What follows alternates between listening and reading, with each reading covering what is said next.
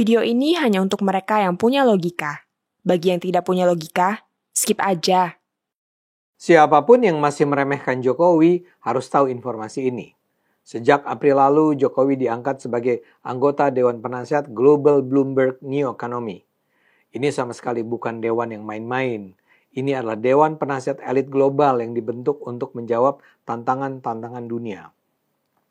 Sebagai pendukung Jokowi dan sebagai warga Indonesia, saya tentu bangga sekali dengan penunjukan ini. Di Indonesia, Jokowi selama ini sering dijadikan bulan-bulanan. Ijazah S1-nya saja dianggap palsu. Dia dianggap tak bermutu, pelangap-pelongo, tak berani bertemu dengan para pemimpin dunia karena kebodohannya. Dia bahkan dianggap korup. Kini, para pembenci itu bisa bicara apapun, tapi faktanya Jokowi terpilih sebagai anggota Dewan Penasihat, sebuah dewan global yang mengeluarkan arahan tentang perkembangan ekonomi di masa depan pada para pimpinan dunia. Kalian mau bilang apa, wahai Jokowi haters? Ini sebuah posisi luar biasa. Kalian mau bilang apa, wahai Rosuryo, Rismon Sianipar, Dr. Tifa? Ya memang sih kaum nyinyir tak kehabisan akal. Mereka misalnya bilang, ini bukti Jokowi memang boneka elit global. Atau ada yang lebih lagi dan menyebut, Bloomberg itu kan milik Yahudi. Bahkan yang lebih ngawur ada yang ngomong, wajar Jokowi dipilih, dia kan pro Amerika Serikat dan pro Zionis. Ini adalah kedunguan luar biasa. Bloomberg New Economy adalah organisasi terpandang di dunia. Michael Bloomberg, pendirinya, adalah seorang pengusaha sukses sekaligus mantan wali kota New York. Dia memang adalah seorang Yahudi, tapi sama sekali tak bisa disebut sebagai Zionis. Bloomberg New Economy setiap tahun menyelenggarakan pertemuan yang menghadirkan para pemimpin dunia untuk membahas apa yang disebut tantangan ekonomi baru. Yang hadir adalah para kepala negara, CEO perusahaan multinasional, investor besar, ilmuwan, dan pemikir global. Mereka secara serius membahas berbagai tantangan baru yang mencakup perubahan geopolitik, transformasi digital, iklim, kesehatan, dan juga pasar global. Ada sekitar 20 nama terkemuka terlibat di dalam organisasi itu.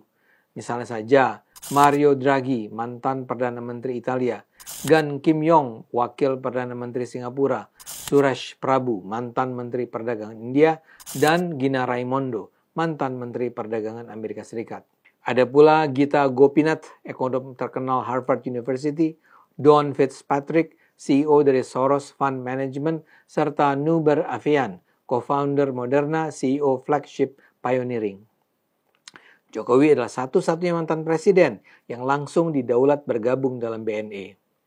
Di Asia, tokoh yang tergabung dalam Dewan Penasihat BNI hanya datang dari Jepang, Cina, Korea Selatan, Singapura, India, dan kini Indonesia. Jokowi ditawari untuk bergabung di awal Januari dan baru menyatakan persetujuannya di akhir bulan tersebut. Pada pertengahan Maret 2025, Michael Bloomberg sendiri menelpon Jokowi dan secara resmi memberi ucapan selamat atas bergabungnya Jokowi ke dewan tersebut. Pada April, BNI membentuk jajaran Dewan Penasihat Global dengan Jokowi sebagai salah satu anggotanya. Jokowi sendiri dipilih karena sejumlah alasan. Jokowi kan pernah memimpin Indonesia sehingga dipercaya memiliki pengalaman dalam mengelola negara besar, menangani isu pembangunan, ekonomi, infrastruktur, dan sosial.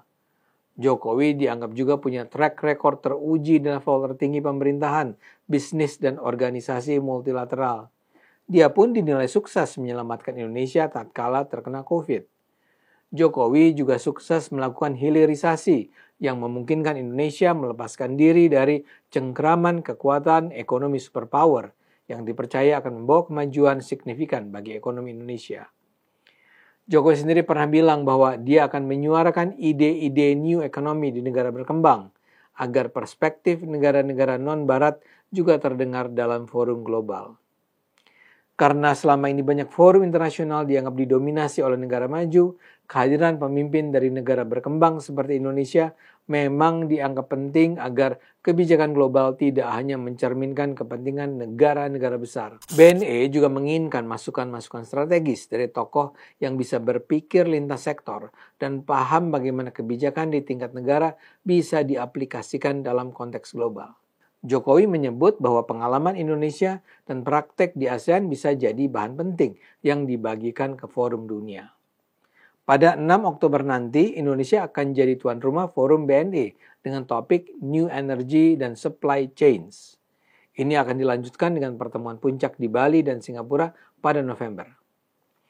Nah, setelah apa yang saya sampaikan, mudah-mudahan Anda bisa mengerti mengapa menurut saya Jokowi adalah seorang pemimpin yang sangat pantas dibanggakan. Yang menggelikan di Indonesia, Jokowi terus digerus dengan isu sampah seperti ijazah palsu. Tokoh penggeraknya bahkan adalah orang-orang terkemuka yang berpendidikan tinggi.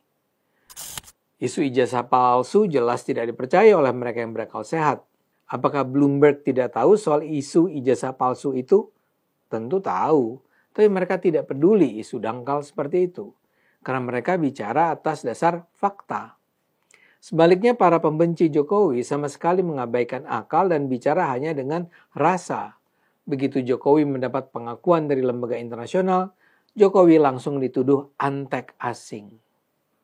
Pengangkatan Jokowi pada Bloomberg New Economy bukan hal kecil. Ini adalah pengakuan bahwa seorang mantan presiden Indonesia dipandang sebagai figur yang punya nilai strategis untuk ikut memikirkan masa depan dunia. Perlu dipahami, posisi Jokowi di Bloomberg itu bukan cuma diundang sebagai tamu. Dia diminta duduk sebagai penasehat. Artinya dia akan ikut memberikan pandangan dan masukan dalam diskusi kebijakan global.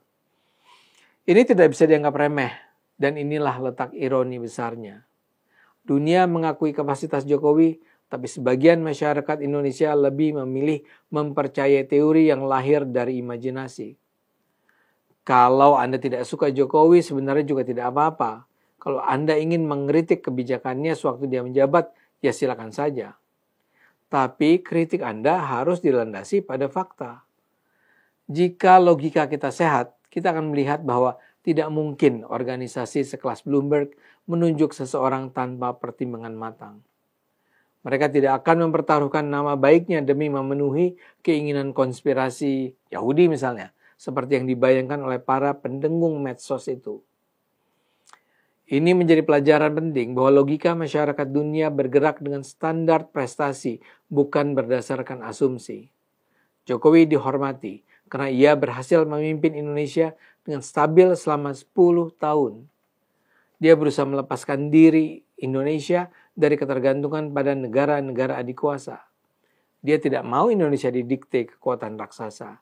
Dia menjaga hubungan internasional dengan cerdas.